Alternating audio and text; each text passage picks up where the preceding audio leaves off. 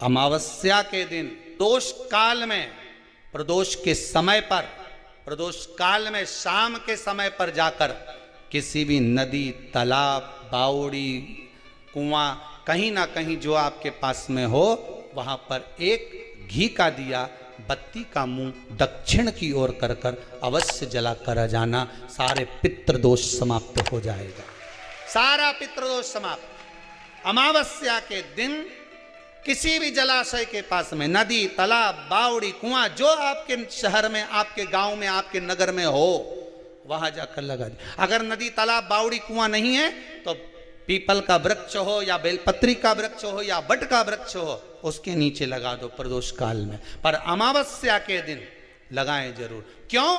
क्योंकि अमावस्या के दिन पितृ शाम के समय प्रदोष काल में शंकर भगवान का नाम जाप कर कर नदी, तालाब, बावड़ी पर पानी पीने जाते हैं। वहां से जल का आचमन कर कर पितृ अपने लोक को चले जाते हैं प्रदोष काल के समय पर। इसलिए प्रदोष काल में जलाशय के पास में, बावड़ी, कुआं, नदी, तालाब के किनारे पर दिया लगाया जाता है दक्षिण की ओर मुख कर कर बत्ती का।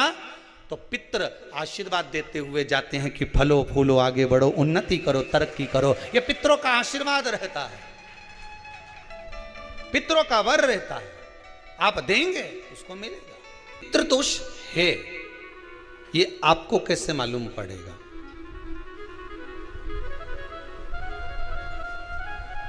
पितृ भूखे हैं, इसका तो वर्णन हमने पहले कर दिया कि रात्रि को जब आप सोने के बाद में 1-1.5 घंटे बाद अगर आपकी नींद खुल जाए, 1 घंटा 1.5 घंटा आप सो लिए, उसके बाद जो नींद खुली तो 1-1.5 घंटे तक अगर आपको नींद नहीं आ रही है, रात्रि को सोने के बाद में 1 घंटे बाद जब उठे तो आपको प्यास लग गई, भूख लगने लगी, प्यास लगने लगी कि मेरे को पानी पीना पड़ेगा, घबराहट हो रही, पानी पीना पड़ेगा। 1-1.5 घंटे सोने के बाद अचानक नींद खुले और आपको प्यास लगे, समझ लेना आपके पितृ भूखे हैं और प्यासे हैं, भूखे और प्यासे हैं, उनको जल की जरूरत है। किसी भी नदी में, सरोवर में, कुंड में, बावड़ी में, तालाब में, आप तीर्थ में जाकर जब स्नान करते हैं तो स्नान करने के बाद एक काम का नियम बना लो कि अपने हाथ की अंजलि में जल लेकर अपने पूर्वजों को देना है। प्यासे रहते हैं, भाग मांगते हैं, प्राप्त करना। 3 वृक्ष पितरों के तुल्य हैं। पहला पीपल, दूसरा बट वृक्ष, तीसरा बेलपत्र का वृक्ष।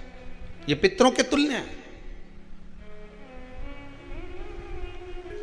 अगर आपको रात्रि में नींद नहीं आ रही है, ऐसा लगता है कि रात्रि को 1 घंटा 1.5 घंटा सोने के बाद कुछ गलत गलत विचार आने लगते हैं, नींद सुबह 3 बजे तक, 4 बजे तक नहीं आती, 4 बजे के बाद फिर नींद आती है, तो एक प्रैक्टिकल जरूर कर कर देखना।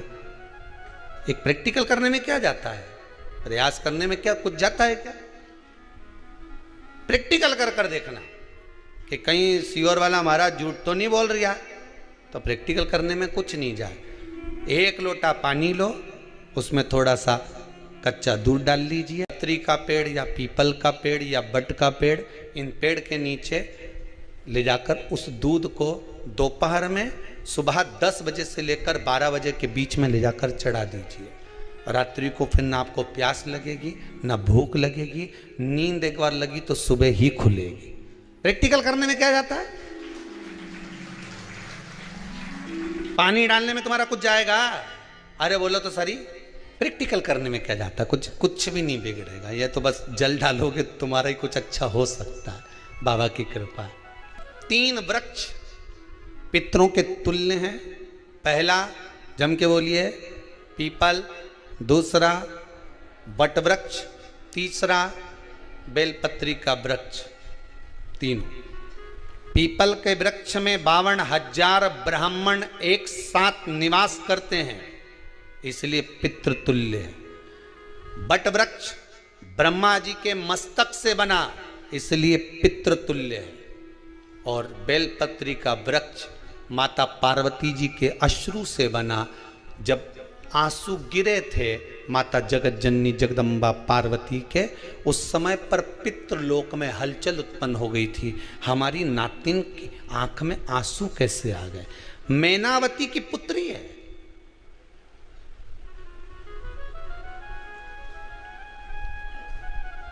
पितरों की नातिन, इसकी अश्रु कैसे गिर गए?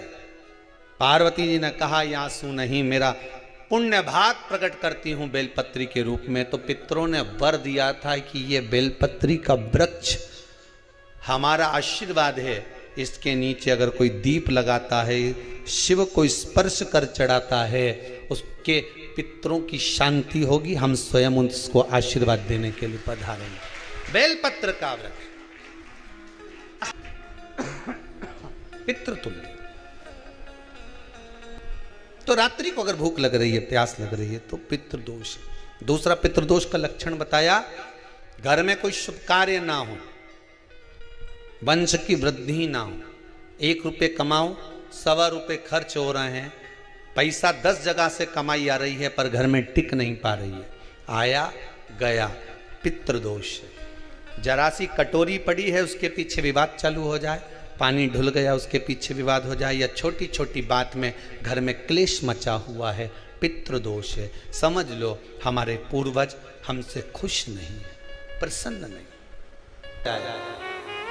सारी दुनिया के लोग तुमसे कह रहे हैं तेरे घर में पितृदोष है, 1 रुपये कमाते हो, 1.25 रुपये खर्च होता है, मानसिक टेंशन बना रहता है।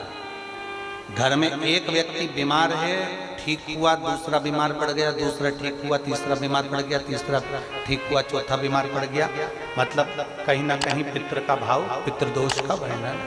किसी ने कहा तुमसे कि तेरे यहाँ पितृदोष है, तूने ब्राह्मण को भोजन करा दिया, पिंडदान करा दिया, तर्पण करा दिया, तिलांजलि करा दी, गया जी का श्राद्ध कर दिया, हरिद्वार चली गई, वहां पिंडदान करवा दिया, ब्राह्मण भोज करवा दिया, तिथि पर भोजन करवा दिया, सब कुछ करवा के देते।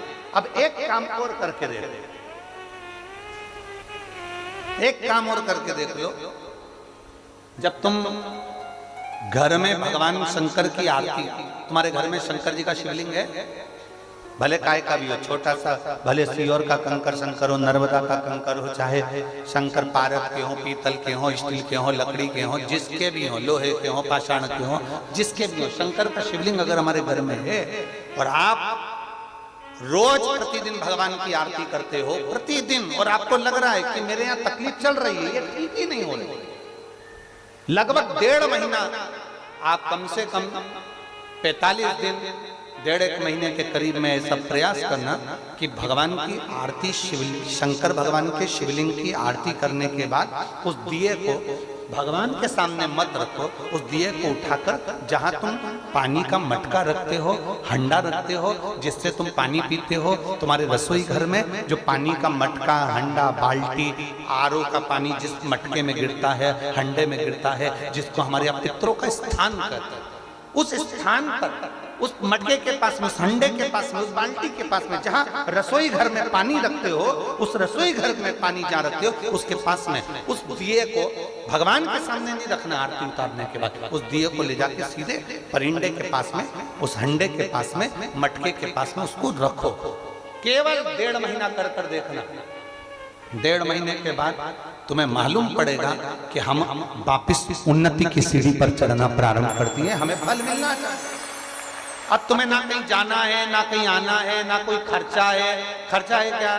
ईमानदारी से बोलो, कोई तुम्हारा लाखों का रुपया लग गया क्या? रोज आरती करते हो रोज आरती। बस आरती का नियम बना लो कि हमको पितृदोष किसी ने बोला है, हमारे घर में अशांति है, पितृदोष है, कोई कह रहा है कि तुम्हारे घर में पितृदोष है, हमने सब कुछ करके देख लिया, अब हमें ये करना है कि महादेव की आरती जब होती है तो उसकी ज्योत का दर्शन करने पर 1000 कपिला गाय के दान का पुण्य मिलता है। तो ये पुण्य हम हमारे पितरों को देते हैं, जिससे उनकी मुक्ति हो जाए और हमें आशीर्वाद प्राप्त। उस दिए को नीचे नहीं रखना, आरती उतारने के बाद आरती पूरी हो जाए तब उस दिए को ले जाकर, जब आप ले जाकर उसको रखें तब उस स्थान पर रखें जहां पितरों का स्थान।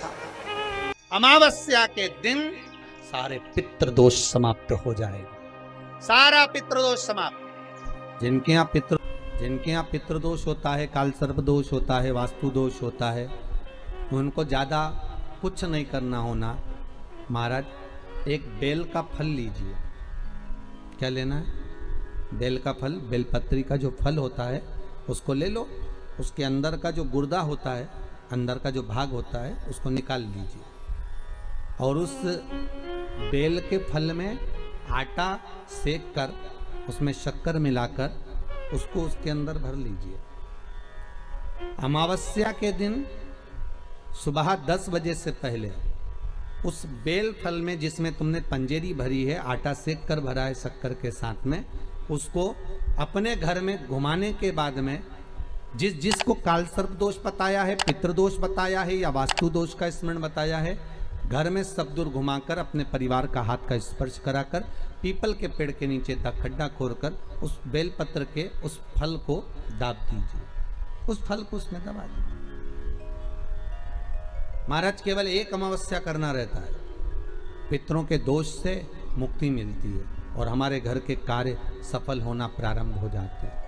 कार्य की सफलता होती है, कार्य में सफलता प्राप्त होने लगती है। हम तो कई बार कहते हैं महाराज जी, अगर ऐसा लगे किसी औषधि को आप ले रहे हैं, मालूम पड़े कि औषधि आपको लग नहीं रही है, शिव महापुराण की कथा कर रही है, मान लो औषधि आपको नहीं लग रही, आपने औषधि बहुत दिनों से ले रहे हो, कोई दवाई, मान लो आप किसी भी दवाई को ग्रहण कर रहे हैं और वो औषधि लगी नहीं रही है, वो शरीर को लगी नहीं पा रही और आप ठीक ही नहीं हो पा रहे, 15 दिन हो गए, 8 दिन हो गए, बताओ उतना की उतना ही कैटरीना है, उतना ही उतना अपना भरा हुआ, वही की वही लीवर, वही की वही किडनी, वही की वही स्मरण, सभी कुछ वही वही है, उतने की उतना ही है। बीपी भी ऊंचा नीचा चल रहा है पर लेवल में नहीं आ रहा, शुगर भी लेवल में नहीं आ रही, तो प्रयास करा करो महाराज, बेलपत्री के फल का जो गुर्दा है, अंदर का जो भाग है फल का, उसको पानी में गला लीजिए और प्रदोष की प्रदोष, कम से कम प्रदोष नहीं हो और बीमारी जरा दवाई लगी नहीं रही हो तो बिना प्रदोष के भी कर सकते हो, उसको पानी में गलाइए। आधा घंटा पानी में, जैसे आपको सुबह मंदिर जाना है 10 बजे, तो सुबह स्नान कर कर कम से कम 6:30-7 बजे उसको पानी में गला दीजिए और उस बेले के फल का गुर्दा सा गला हुआ पानी शिव जी को ले जाकर समर्पित कर दीजिए। महाराज उस पानी में से थोड़ा सा 1 चम्मच पानी शिव जी पे चढ़ा हुआ लेकर आ जाइए। उस पानी को जो बीमार व्यक्ति है उसको औषधि देने से पहले मात्र आधी चम्मच से भी आधा चम्मच उसको दे दीजिए। भगवान शंकर का श्री शिवाय नमस्तुभ्यम का जाप कर